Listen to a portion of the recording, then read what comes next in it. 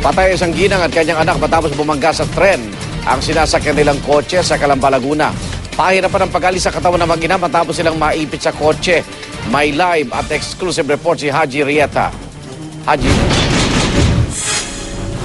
Yesigan, patay ng mag-ina na driver at pasahero ng isang kotse matapos itong bumanggas ang tren ng PNR o ng Philippine National Railways dito sa Maya Barangay Halang dito sa lungsod ng Calamba, Laguna.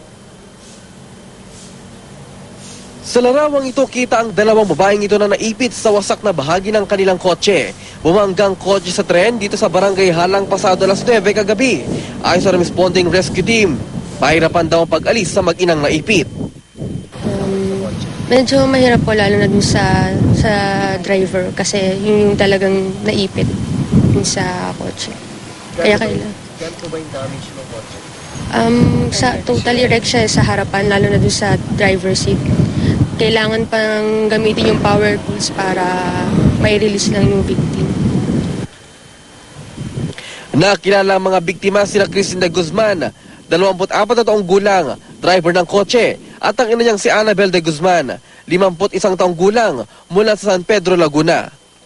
Agad silang sinugod sa Calamba Medical Center, pero wala nang buhay nang makarating doon.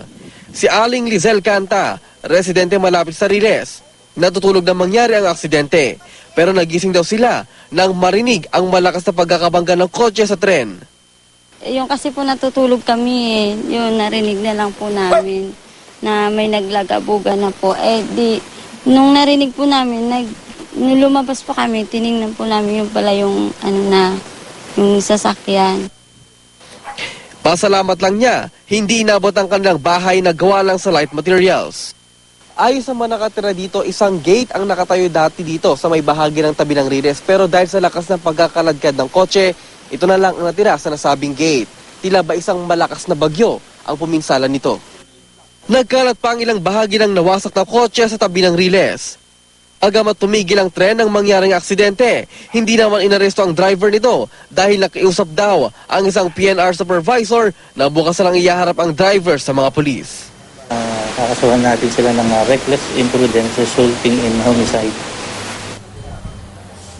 Igan, sa ngayon nakipag-ugnayan na ang PNP Calamba sa pamunuan naman ng PNR nang sa ganun ay maiharap na ngayong araw ang driver ng tren. Igan. Maraming salamat, Haji Rieta.